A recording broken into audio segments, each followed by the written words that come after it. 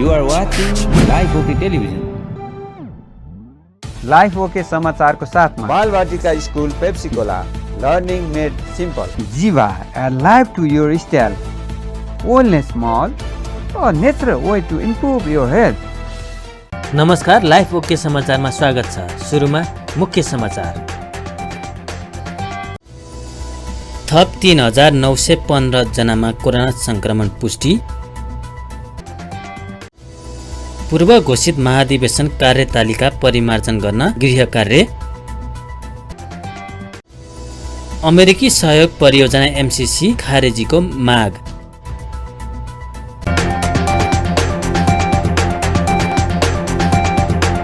अब समाचार विस्तारमा। नेपालमा शुक्रबार थप 3915 जनामा कोरोना संक्रमण पुष्टि भएको छ। देशभर गरिएको 11708 पीसीआर परीक्षणका क्रममा 2763 र 6874 एन्टिजेन परीक्षणका क्रममा 1152 पुगेको छ। यो सँगै नेपालमा कोरोना संक्रमितको संख्या 8,02,566 पुगेको छ। त्यस्तै कोरोनाका कारण थप 27 जनाको मृत्यु भएको छ। हालसम्म नेपालमा 10,239 जनाको कोरोनाका कारण मृत्यु भएको छ। त्यस्तै थप 2118 संक्रमित कोरोना मुक्त हुँदा हालसम्म नेपालमा 6,79,495 संक्रमित निको भएका छन्। हाल नेपालमा 38,798 सक्रिय संक्रमित आइसोलेसन र 439 जना क्वारेन्टाइनमा छन्। हालसम्म नेपालमा 37,40,817 वटा पीसीआर र 3,86,929 वटा एन्टिजेन परीक्षण गरिएको स्वास्थ्य मन्त्रालयले जनाएको छ। नेपाली कांग्रेसले पूर्व घोषित महाधिवेशन कार्यतालिका परिमार्जन गर्न गृह कार्य थालेको छ। नेपाली कांग्रेसको 14औं महाधिवेशनको नयाँ मिति तय गर्ने सम्बन्धमा बोलाइएको केन्द्रीय कार्य समिति बैठकको दोस्रो दिन शुक्रबार महाधिवेशन कार्यतालिका परिमार्जन केन्द्रित रहेको प्रवक्ता विश्व प्रकाश शर्माले जानकारी दिनुभयो। बैठकमा महामन्त्री पूर्णबहादुर खड्काले पेश गरेको निर्वाचन निर्देशिकामाथि छलफल भएको उहाँले बताउनुभयो। महाधिवेशनका लागि 7 वटा तहको नेतृत्व चयनका लागि निर्वाचन निर्देशिका केही परिमार्जन गर्न छलफल भइरहेको उहाँको भनाइ छ। बैठकमा केन्द्रीय सदस्यले आफ्ना धारणा राख्ने क्रम जारी रहेको केही दिन लम्बने प्रवक्ता शर्माले जानकारी दिनुभयो। कांग्रेसले केन्द्रीय सदस्यहरूको धारणापछि महाधिवेशनको नयाँ मिति तय गर्ने बताइएको छ। कांग्रेसले 14औं महाधिवेशन आगामी भदौ 16 देखि 19 गतेसम्म काठमाडौँमा गर्ने गरी कार्यतालिका सार्वजनिक गरेको छ। यद्यपि क्रियाशील सदस्यता विवादका कारण महाधिवेशन अन्तर्गतका स्थानीय तह र जिल्ला अधिवेशन भने प्रभावित भइसकेका छन्। बैठकमा सरकारलाई प्रभावकारी रूपमा अघि बढाउने विषयमा पनि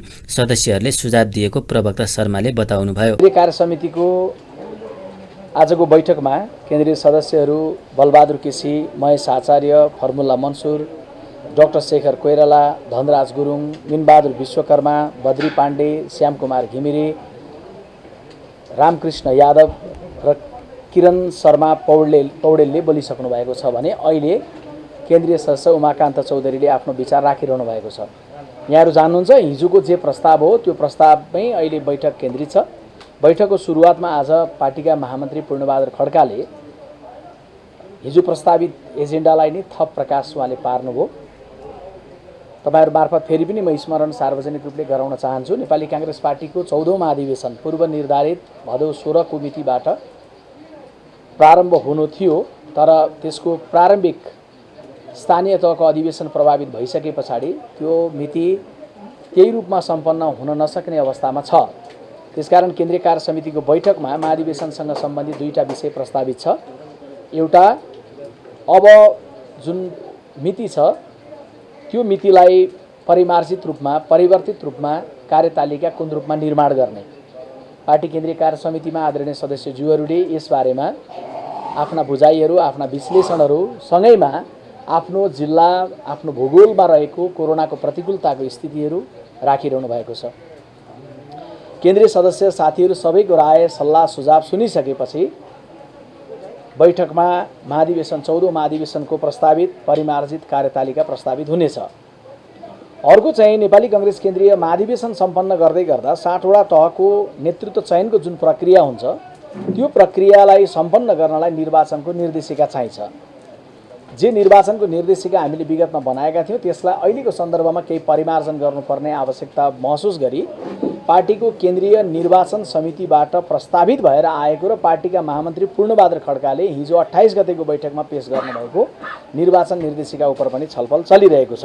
विषयहरू निर्णयमा पुग्दै गर्दाखेरि तपाईहरुलाई अहिले मैले भूमिकामा मात्रै भनिरहेको छु कि केन्द्रीय महाधिवेशनसँग सम्बन्धित आन्तरिक जीवनसँग सम्बन्धित विषयवस्तुमा हाम्रा प्रस्तावहरू जानुको अलावा नेपाली कांग्रेस पार्टीका सभापतिले मुलुकको प्रधानमन्त्रीको रूपमा जिम्मेवारी सम्हाल्नु भएको छ र त्यो सन्दर्भ उहाँलाई बधाई दिने विषयदेखि लिएर अहिलेको सरकारको सन्दर्भका केही धारणाहरूदेखि लिएर समसामयिक राष्ट्रिय राजनीति र अन्य विविध विषयहरूमा पनि हामी पुग्नेछौँ।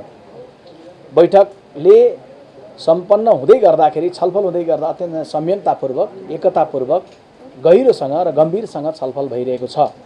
नेपाली कांग्रेस पार्टीको सिङ्गो केन्द्रीय नेतृत्व सभापतिदेखि वरिष्ठ नेतादेखि पार्टीका पदाधिकारी पूर्व पदाधिकारीदेखि केन्द्रीय कार्य समितिका सबै साथीहरूले अहिले सरकारमा गइसकेपछि गर्नुपर्ने गम्भीर विषयवस्तुका प्रति पनि गम्भीरता प्रकट गरिरहनु भएकै छ र सँगैमा नेपाली कांग्रेस पार्टीको घरेलु जीवनलाई व्यवस्थित गर्ने सन्दर्भमा भइरहेको हाम्रो कमी कमजोरी अनि कोरोनाको प्रतिकूलतालाई समेत समीक्षा गरिराखेर महाधिवेशनलाई सम्पन्न गर्नुपर्ने दायित्वमा पनि साझा मत संयमताका साथ प्रस्तुत गरिरहनु भएको छ। एउटा नेपाली कांग्रेस केन्द्रीय कार्य समितिको यो बैठकमा अहिले मुलुकको नेतृत्व नेपाली कांग्रेस पार्टीले गरिरहेको बेलामा राष्ट्रिय राजनीतिलाई सही ढङ्गले सम्बोधन सम्पादन गरेर अगाडि जानुपर्ने कार्यभार एकातर्फ छ राष्ट्रिय राजनीतिको, अर्कोतर्फ नेपाली कांग्रेस पार्टीको महाधिवेशन सम्पन्न गर्दै सङ्गठनलाई सुदृढ बनाएर जाने घरेलु कार्यभार छ।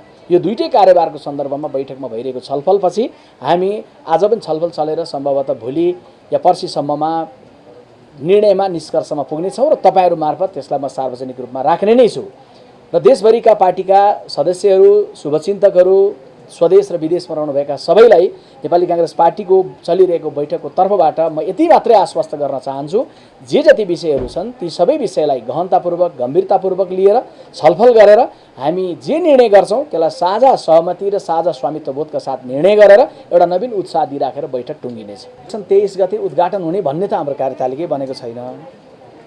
अहिले हाम्रो साउन 12 मा वडा तहको सुरु हुनु थियो र भदौको 16 गते केन्द्रीय महाधिवेशन सुरु हुनु थियो। साउन 12 को अधिवेशनको प्रक्रिया प्रभावित भइसकेको अवस्थामा भदौ 16 को पनि प्रभावित भइसकेको स्थिति छ। त्यसैले नयाँ कार्यतालिका बनिसकेपछि मात्रै कहिले उद्घाटन हुन्छ, वडा तहको कहिले सुरु हुन्छ भन्ने विषयमा भयो। बिहिबार सुरु भएको बैठकमा पहिलो दिन क्रियाशील सदस्यता छानबिन समिति संयोजक रमेश लेखकले समितिको प्रतिवेदनको व्याख्यासहित प्रस्तुत गर्नुभएको थियो। समायोजन समितिको प्रतिवेदन उपसभापति विमलेन्द्र निधिले पेश गर्नुभएको थियो।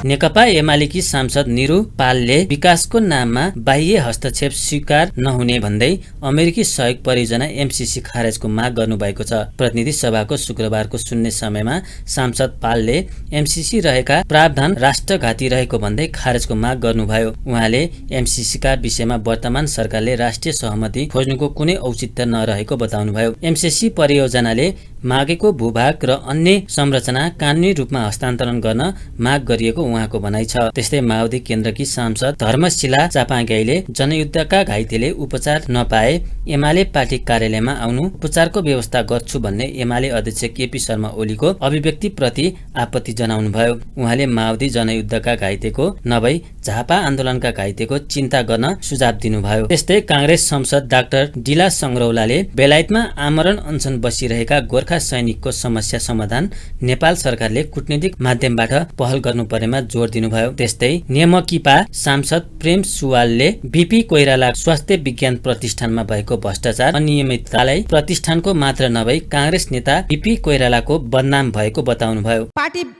व्यक्ति पार्टी सबैभन्दा माथि देश हो, देशभन्दा माथि कोही पनि हुन सक्दैन। राष्ट्र राष्ट्रियता, राष्ट्रिय अखण्डता, स्वाधीनता हामी सबैको मान र शान हो। पूर्व ओली सरकारले सर्वसम्मतिले संविधान संशोधन गरी कालापानी लिपुलेक लिम्पियाधुरा सहित नक्सा जारी गर्यो। उक्त हाम्रो भूभाग कुनै पनि हालतमा हामीले लिनका लागि राष्ट्रिय एकता, राष्ट्रिय सहमतिको आवश्यकता होइन र सभामुख महोदय एमसीसी जस्तो राष्ट्रघाती सम्झौताको लागि राष्ट्रिय सहमति गर्नुपर्ने आवश्यकता किन आइलाग्यो? सभामुख महोदय, एमसीसीले तयार पारेको प्रस्तावनामा उल्लेखित अवधारणामा नेपाल सरकारले छलफल गर्न, व्यवस्था बुझ्न र स्पष्टीकरण सोध्न समेत पाउने छैन। एमसीसी सम्झौतामा भएको कानुन नेपालको संविधानसँग बाँझिएको खण्डमा स्वतः नेपालको संविधानमा उल्लेखित कानुन लागू हुनुपर्ने होइन र दुवै कानुन बाँझिएको खण्डमा एमसीसीमा उल्लेखित कानुन लागू हुने भनिएको छ। एमसीसी परियोजनाका लागि मागिएको भूभाग र स्रोत अर्को कुना गर्न नपाउने गरी कानुनी रूपमा हस्तान्तरण गर्न भनिएको छ। यदि एमसीसी सदनबाट पारित भएको खण्डमा नेपाल सरकारले यसबारे कुनै जानकारी लिन चाहेमा एमसीसीबाट अनुमति लिनुपर्नेछ।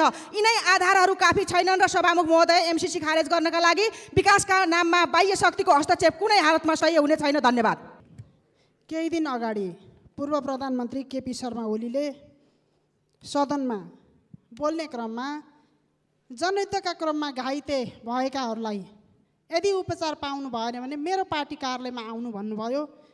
मलाई एउटा के याद छ भने उहाँसँगै जेल नेल बसेका साना दुर्गा अधिकारी, मानकुमार तामाङहरू कहाँ छन् सायद उहाँलाई थाहा छ, म उहाँलाई सोध्न चाहन्छु। त्यसै गरी धर्मप्रसाद घिमिरे जो संविधान सभा सदस्य पनि हुनुहुन्थ्यो, उहाँ गम्भीर बिरामी हुनुभयो। प्रधानमन्त्री समक्ष उहाँको परिवारले अनुरोध गरेकै आर्थिक सहायताका लागि त्यो हात लाग्न सकेन। त्यही रोगका कारणले उपचारमा अभाव हुँदा उहाँको निधन हुन पुग्यो। त्योभन्दा गम्भीर स्थिति डिगेन राजवंशीले बल्खु पार्टी कार्यालयमा आत्महत्या गर्नुपर्नुको कारण के थियो? म यो जान्न चाहन्छु, एकचोटि सबैलाई स्मरण गराउन चाहन्छु के थियो। तर आज उहाँ के भन्दै हुनुहुन्छ? जनयुद्धका क्रममा घाइते भएकाहरूलाई मेरो पार्टी कार्यालयमा आऊ। संसारभरि बहादुरीका लागि चिनिएका गोर्खा सैनिकहरूले अहिले आफ्नै लागि न्याय माग्दै गएको शनिबारदेखि ब्रिटिस प्रधानमन्त्री कार्यालय नजिकै लन्डनमा आमरण अनसन बसिरहेका छन् सभामुख महोदय। उनीहरूको जीवन रक्षा गर्नु नेपाल सरकारको कर्तव्य हो। त्यसैले म नेपाल सरकारलाई तत्काल कूटनीतिक माध्यमबाट ब्रिटिस सरकारसँग सम्पर्क गरी वार्ता समिति गठन गरी वार्ताको मिति र स्थान तोक्न पहल गर्न आग्रह गर्दछु। बीपी कोइराला स्वास्थ्य विज्ञान प्रतिष्ठानमा भएको भ्रष्टाचार र अनियमितताको कारण प्रतिष्ठान मात्र होइन, बीपी कोइरालाकै बदनाम भएको छ। यो प्रतिष्ठान सबैभन्दा बढी धरना, हडताल र तालाबन्दी हुनेमा परेको छ। नेपाली कांग्रेस बीपीको साहित्य र आदर्शबारे प्रचार नगरी नेताको नाममा प्रतिष्ठान खोलेर सरकारी बजेट बाँडचुट गर्नेतर्फ लागेको जनगुनासो छ। वीर अस्पताल, त्रिभुवन विश्वविद्यालय, गणेश मानसिंह प्रतिष्ठान, मनमोहनको नाममा खोलिएका प्रतिष्ठानहरू पनि नामअनुसार काम नभएको, सरकारी बजेट प्राप्त गरी बाँडचुट गर्नमा सीमित भएको जनगुनासो छ। समाज संस्कृत नभएसम्म कांग्रेस र कम्युनिस्ट नेताहरूको नाममा खोलिएका प्रतिष्ठान स्थापनाको उद्देश्य पूरा नहुने हुँदा नेताका नामका प्रतिष्ठानहरूको नाम परिवर्तन गर्न सरकारको ध्यानाकर्षण गर्न चाहन्छु। धन्यवाद। बैठकमा प्रतिनिधि सभाका सचिव गोपालनाथ योगीले राष्ट्रिय सभामा उत्पत्ति भएका योग माया आयुर्वेद विश्वविद्यालय विधेयक र तथ्याङ्क विधेयक सम्बन्धमा राष्ट्रिय सभाबाट प्राप्त सन्देश टेबल गर्नुभएको थियो। प्रतिनिधि सभाको अर्को बैठक साउन 32 गते बोलाइएको छ। सभामुख अग्नि प्रसाद सापकोटाले माओवादी सांसद मातृका यादवले एमाले अध्यक्ष केपी शर्मा ओलीको स्वास्थ्यलाई लिएर बोलेको अभिव्यक्ति संसदको रेकर्डबाट हटाउन निर्देशन दिनुभएको छ। प्रतिनिधि सभाको शुक्रबारको बैठकमा सभामुख सापकोटाले बिहिबार बसेको बैठकमा माओवादी सांसद यादवले ओलीको स्वास्थ्य विषयमा बोलेका अभिव्यक्ति हटाउन निर्देशन दिनुभएको हो। मेन्टल्ली फिजिकल्ली भन्ने शब्दलाई संसद सचिवालयको रेकर्डबाट हटाउन उहाँले निर्देशन दिनुभयो। मान्य सदस्यहरू, हिजो विशेष समयमा मान्य श्री मातृका प्रसाद यादवले बोल्ने क्रममा प्रयोग गर्नुभएको मेन्टल्ली फिजिकल्ली फिट हुनुहुन्न भन्ने शब्दहरू प्रतिनिधि सभा नियमावलीको नियम 21 को खण्ड ङ को प्रतिकूल हुने देखिएकोले उक्त शब्दहरू सचिवालयको रेकर्डबाट हटाउन सचिवालयलाई निर्देश गर्दछु। शुक्रबारको बैठक सुरु हुने बित्तिकै एमाले सांसदहरूले आफ्नो ठाउँमा उठेका थिए। त्यसपछि सभामुखले एमालेका प्रमुख सचेतक विशाल भट्टराईलाई बोल्न समय दिनुभएको थियो। भट्टराईले एमाले संसदीय दलका नेता तथा पूर्व प्रधानमन्त्री ओलीको स्वास्थ्यलाई लिएर दिएका अभिव्यक्ति संसदीय मर्यादा विपरीत भएको भन्दै रेकर्डबाट हटाउन माग गर्नुभएको थियो। प्रतिनिधि सभाको हिजोको बैठकमा एकजना माननीय सदस्यले यो प्रतिनिधि सभाको गरिमामा गम्भीर आँच पुग्ने गरी र प्रतिनिधि सभाकै अर्कै एकजना सदस्यलाई गम्भीर आरोप लाग्ने गरी अत्यन्तै अमर्यादित र असंसदीय शब्द प्रयोग गर्नुभयो। तत्क्षण यहाँ हाम्रो पार्टीको तर्फबाट मैले उठेर त्यो भनाइप्रति गम्भीर आपत्ति व्यक्त गर्दै तत्कालै यो संसदको रेकर्डबाट त्यो शब्द हटाउनुपर्छ भनेर माग गरेँ। सभामुखको ड्यासबाट केवल ध्यानाकर्षण भयो भन्ने मात्रै शब्द प्रयोग भयो। ध्यानाकर्षण भएको कुराले मात्रै वास्तवमा त्यो शब्दावली संसदको रेकर्डबाट हट्दैनथ्यो। त्यसकारण हामीले आज फेरि उठेर सभामुखज्यूलाई साँची राखेर यो मुलुकलाई पनि सुनाउने गरी हामी के भन्न चाहन्छौँ भने यो संसद नेपाली जनताले धेरै ठुलो सङ्घर्ष गरेर धेरै बलिदानबाट प्राप्त भएको गरिमामय नेपाली जनताको सार्वभौम सत्ताको प्रयोग हुने उच्च एउटा ठाउँ हो। यो ठाउँ जथाभावी शब्द प्रयोग गर्ने ठाउँ होइन, निम्छरा शब्दहरू प्रयोग गर्ने ठाउँ होइन। यो ठाउँ भनेको वास्तवमा जनताका भावनाहरू प्रतिबिम्बित हुनुपर्ने ठाउँ हो। तर यो ठाउँमा जसरी शब्दहरू प्रयोग गरियो, मैले हिजै पनि भनेको थिएँ, एकजना माननीयले अर्को कोही माननीयलाई इङ्गित गरेर गम्भीरतापूर्वक गाली गर्ने हो भने यो संसद कस्तो बन्ला?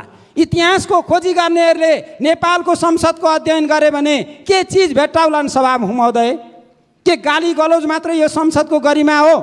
हामीले प्राप्त गरेको उपलब्धि यसैमा सन्निहित छ। त्यस कारणले गर्दा आज म फेरि पनि उठेर नेकपा एमालेको तर्फबाट सभामुखज्यू ध्यानाकर्षण गराउन चाहन्छु। हामीले प्राप्त गरेको यो उपलब्धिलाई संस्थागत गर्नका लागि, नेपाली जनताको एउटा गरिमामय संस्थाको इज्जत बचाउनका लागि र प्रतिष्ठा बचाउनका लागि हिजो प्रयोग गरेका ती असंसदीय र अमर्यादित शब्दहरू रेकर्डबाट हटाउनुपर्छ भन्ने कुरा म जोरदार रूपमा माग गर्न चाहन्छु। सभामुख महोदय, वास्तवमा भन्ने हो भने सरकार बनाउने र सरकारबाट कसैलाई हटाउने हकदार भनेका असली जनता हुन्। जनतामा हामीले प्राप्त गरेका उपलब्धि र हाम्रो संविधान अनुसार जनतामा सार्वभौम सत्ता निहित छ। जनताले नै सरकार बनाउँछन् र कसैलाई सरकारबाट मन परेन भने जनताले नै हटाउँछन्। अहिले अनपेक्षित रूपमा सम्मानित सर्वोच्च अदालतको फैसला पश्चात जनताको मतमा आधारित भएर होइन, जनादेश र मतादेशमा आधारित भएर होइन, परमादेशले अहिले सरकार बदलिएको छ। यस्तो अवस्थामा हामी सम्मानित सर्वोच्च अदालतको फैसलालाई हामीले वास्तवमा चाहिँ नि अस्वीकार गर्दा गर्दै पनि हामीले त्यसलाई कार्यान्वयन गरेका छौँ। हामी विपक्षीको बेन्चमा छौँ। लाग्छ यो संसदमा विपक्षी बेन्चमा पुगेको प्रधानमन्त्रीबाट परमादेशले हटेको केपी शर्मा ओली आज सबभन्दा सत्ता पक्ष हो कि जस्तो अनुभूति हुन्छ। गाली गलौजको केन्द्रबिन्दु केपी शर्मा ओलीलाई बनाइएको छ। सरकारमा बसेकाहरू चाहिँ वास्तवमा प्रतिपक्षी जस्ता बन्नुभएको छ। म आग्रह गर्न चाहन्छु यो खालका गतिविधिहरू बन्द गरियोस् र संसदलाई एउटा मर्यादित बनाइयोस्। मेरो जोरदार रूपमा माग छ र नेकपा एमाले लामो एउटा लोकतन्त्रको सङ्घर्षबाट आएको पार्टी हो। यसले असाध्यै ठुलो इतिहासमा बलिदान गरेको छ। त्यसो भएको हुनाले यो पार्टीको तर्फबाट म त्यो खालका गरिमालाई उल्लङ्घन गर्ने अमर्यादित असंसदीय शब्दहरू संसदको रेकर्डबाट हटेर यो संसदको गरिमा बचाउने काम सम्माननीय सभामुखकोबाट होस् भन्ने कुरा माग गर्न चाहन्छु। धन्यवाद। यहाँ यो संसदमा मान्य सदस्यहरू सम्हाल्नुहोस्। हामी यहाँ मेरो रुलिङको जवाफ दिनुहोस् महोदय। तपाईँलाई मैले समय दिएको छैन, बस्नुहोस्। सांसद बस्नुहोस्, मान्य सदस्य बस्नुहोस्। तपाईँलाई मैले समय दिएको छैन किनभने तपाईँले नियम स्पष्ट पार्नु भएन। बस्नुहोस्। नेकपा एमाले बिहिबारको बैठकमा यादवले ओलीप्रति लक्षित गर्दै प्रतिनिधि सभा पुनर्स्थापना र वर्तमान सरकारलाई परमादेश भनेको मानसिक सन्तुलन खलबलिएको टिप्पणी गर्नुभयो। बैठकमा सांसद मोतीलाल दुग्गडले सभामुखसँग समय नलिई बोल्न खोज्दा विरोध भएको थियो।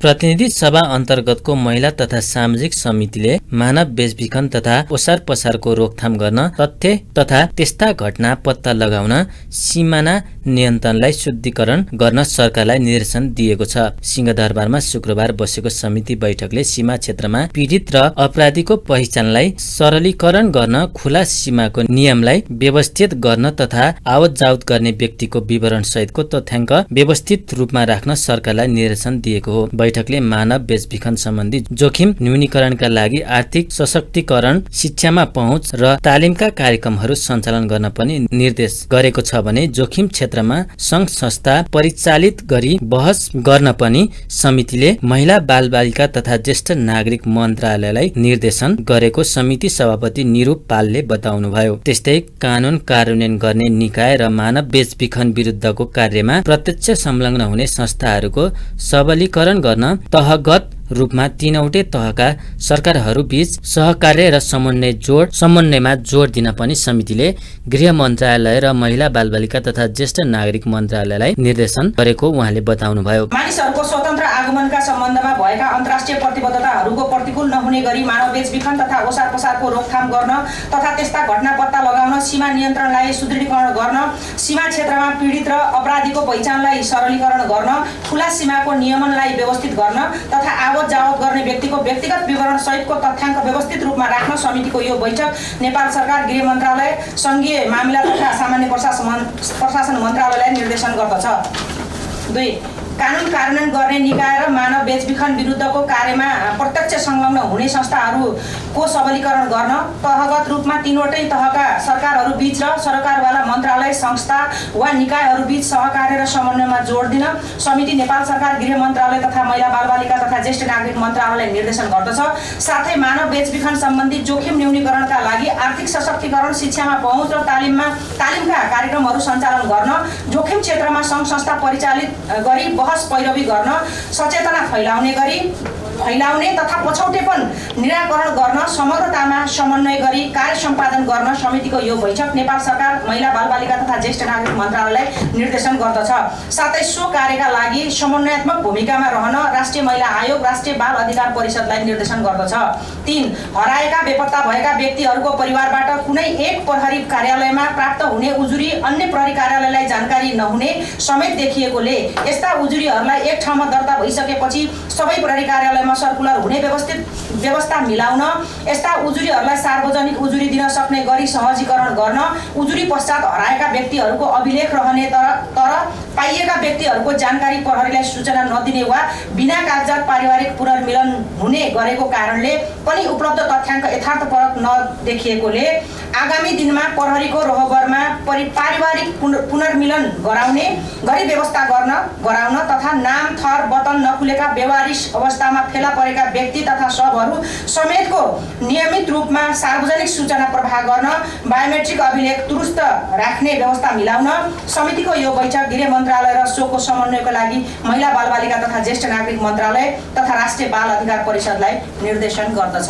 त्यस्तै बैठकले हराएका वा बेपत्ता भएका व्यक्तिहरूको परिवारबाट कुनै एक प्रहरी कार्यालयमा प्राप्त हुने उजुरी सबै प्रहरी कार्यालयमा सर्कुलर हुने व्यवस्था मिलाउन पनि निर्देश गरेको छ।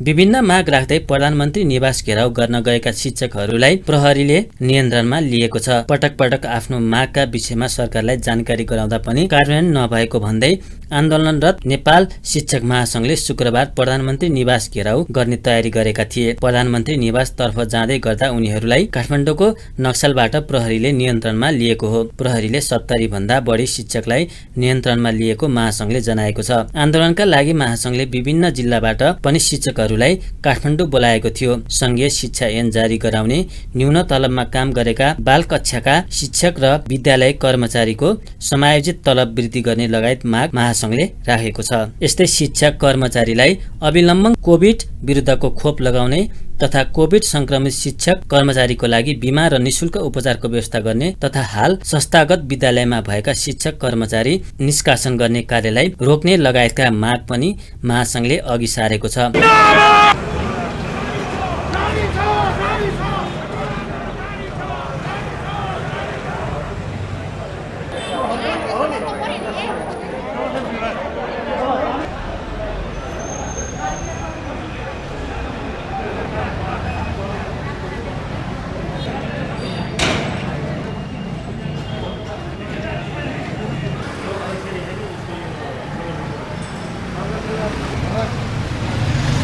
के छ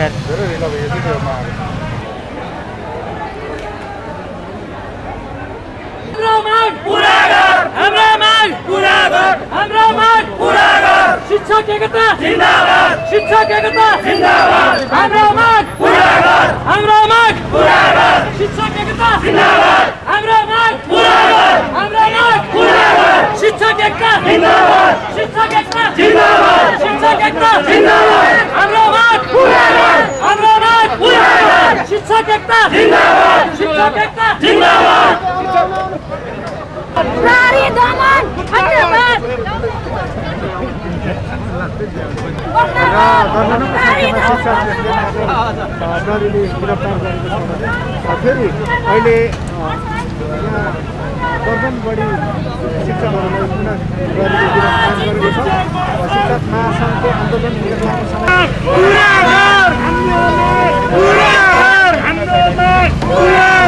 शिक्षक एकता जिन्दाबाद, शिक्षक एकता जिन्दाबाद,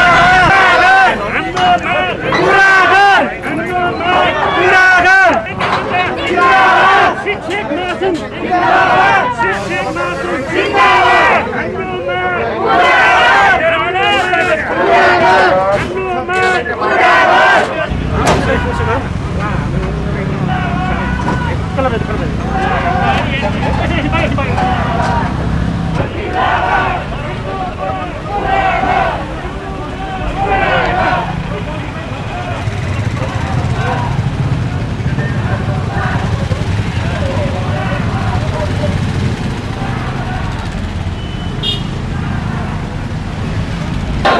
हाम्रो आन्दोलन जारी छ।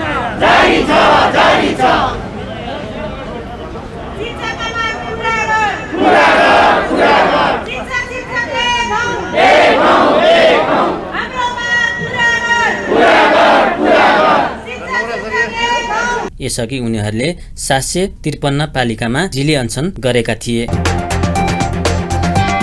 प्रत्येक वर्ष श्रावण शुक्ल पञ्चमीका दिन मनाइने नाग पञ्चमी परम्परा अनुसार नागको पूजा गरी घरका मूल ढोकामा टाँसिएर मनाइदैछ। यसरी नागको तस्बिर टाँस्दा वर्षभर घरमा नाग, सर्प र बिच्छी लगायतका जीवले दुःख नदिनुका साथै अग्नि, मेघ र चट्याङको भयबाट पनि बच्न सकिन्छ भन्ने धार्मिक विश्वास छ। वैदिक मान्यता अनुसार नागलाई सर्पको राजा मानिन्छ। नाग रिसाए भने पानीको अभाव हुने भएकाले पानीका लागि पनि नागलाई खुसी पार्न पूजा गर्ने परम्परा बसेको हो। शुक्रबार काठमाडौँको नाग पोखरी र टौदह भक्तपुरको सिद्ध पोखरी लगायत देशभरका नागदह कुण्ड र नाग स्थानमा गाईको दुध, अक्षता, दुबो, खीर, रोटी लगायतका परिकार चढाएर नागको पूजा गर्नेहरूको घुइँचो लागेको छ। विशेष गरी काठमाडौँको नाग पोखरीमा यस दिन मेला लाग्ने भए पनि कोरोनाका कारण पूजा आजामा मात्र सीमित गरिएको छ। नागका 12 नाम रहे पनि अनन्त, बासुकी, पद्म, महापद्म, तक्षक, कुलिर, कर्कट र शङ्ख गरी अष्टनागको पूजा गर्ने चलन रहेको छ। ब्राह्मण पुरोहितहरूले यजमानका घरमा पुगेर विधिपूर्वक पूजाआजा गरी घरको ढोकामाथि टाँसिने गर्दछन्। नागको पूजा गरेपछि खेतबारीमा खनजोत गर्न नहुने मान्यता पनि रहेको छ। वैज्ञानिक रूपमा प्रकृतिमा भएका विषालु पदार्थलाई नाग, सर्प लगायतका जीवले शोषण गरी मानव लगायत अन्य जातिलाई विषालु पदार्थको प्रभाव पर्न नदिने अनुसन्धानबाट पुष्टि गरेपछि ऋषिमुनिले नाग जातिको पूजाआजा गर्ने रीति बसालेको विश्वास छ। सुनको भाव बढेको छ भने चाँदीको भाव घटेको छ। सुनको भाव तोलामा 300 रुपियाँले बढेको हो। नेपाल सुनचाँदी व्यवसायी महासंघका अनुसार छापला सुनको मूल्य प्रति तोला 89,700 रुपियाँ र तेजाबी सुनको लागि प्रति तोला 88,250 रुपियाँ तोकिएको छ। यस्तै चाँदीको मूल्य भने केही घटेको छ। यस दिन चाँदी तोलामा 5 रुपियाँले घटेर प्रति तोला 1,185 रुपियाँमा कारोबार भइरहेको छ। अन्त्यमा प्रमुख समाचार फेरि एकपटक। थप 3,915 जनामा कोरोना संक्रमण पुष्टि। पूर्व घोषित महाधिवेशन कार्यतालिका परिमार्जन गर्न गृह कार्य। अमेरिकी सहयोग परियोजना MCC खारेजीको माग। हस्त अहिलेका लागि लाइफ ओके समाचार यति नै। हेर्दै गर्नुहोला लाइफ ओके टेलिभिजन। नमस्कार।